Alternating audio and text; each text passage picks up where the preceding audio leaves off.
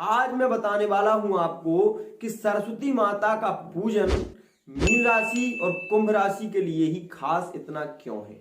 बाकी सबके लिए तो खास है ही, लेकिन इनके लिए बहुत खास क्यों रहने वाला है ये सरस्वती माता का पूजन।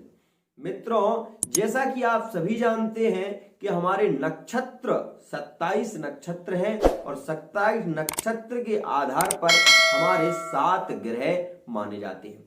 7 ग्रह और 2 छाया ग्रह, 9 ग्रह होते हैं।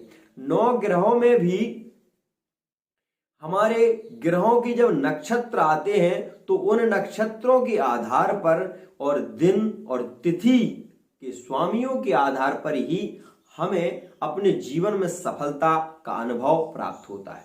जैसा कि आप सभी जानते हैं कि बसंत पंचमी में पंचमी तिथि है जो कि पूर्णा तिथि मानी जाती है। साथ ही शनिवार का दिन है। शनिवार का दिन होने से यह शनि देव का नक्षत्र भी इसमें मान लीजिए, जो कि उत्तरा भाद्रपद इसमें नक्षत्र है और सिद्ध इसमें योग है। और बब कर्ण मीन राशि का चंद्रमा यहां पर बहुत ही खास रहने वाला है।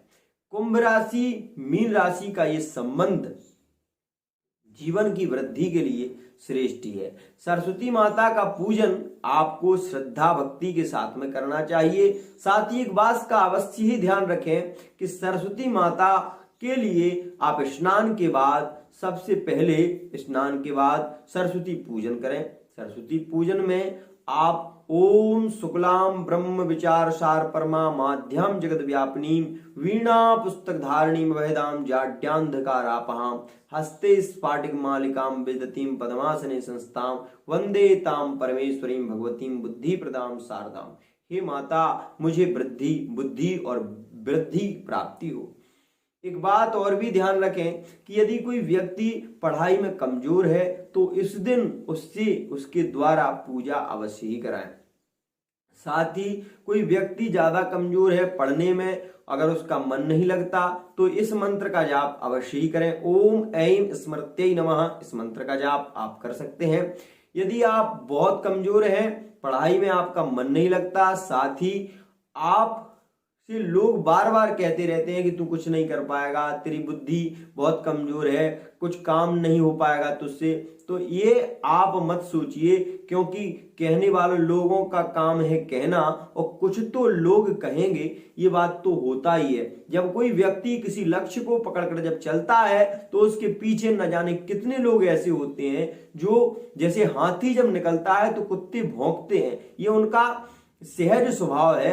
तो इस स्वभाव को आप ये मत सोचिए कि आप वृद्धि को प्राप्त नहीं होंगे। एक बात हमेशा ध्यान रखिए, जो व्यक्ति जिस कार्य में लग जाता है पूर्ण श्रद्धा भक्ति और विश्वास के साथ में, वो कार्य एक दिन उसके लिए बहुत जरूर सफलता दिलाता है। तो ये बात हमेशा ध्यान रखिए कि आप किसी से कम नहीं है, आप किसी से न कम थे, न कम हो, न कम हो सकते हो, कभी जीवन में नहीं हो सकते। इसलिए माता सरस्वती का पूजन करें। साथ ही अगर आपकी बुद्धि कमजोर है, आपको लगता है कि मुझे बहुत शीघ्रता से याद नहीं होता, तो इस दिन सरस्वती माता का पूजन करें। खीर का प्रसाद बनाएं, सरस्वती माता को प्रसाद लगाएं, साथ ही प्रसाद को आप अवश्य ही ग्रहण करें। दूसरी बात ये ध्यान रखिए कि यदि आपकी बुद्धि कमजोर है तो प्रतिदिन थोड़ी सी मिश्री और चांदी का पात्र ले लीजिए एक छोटा सा, उसमें मिश्री डाल दीजिए और रात्रि में जल को भरकर रख दीजिए। प्रातःकाल जब आप उठें तो सबसे पहले आपको कुल्ला नहीं करना है, मंजन नहीं करना है, सबसे पहले उस जल को आपको पीना है।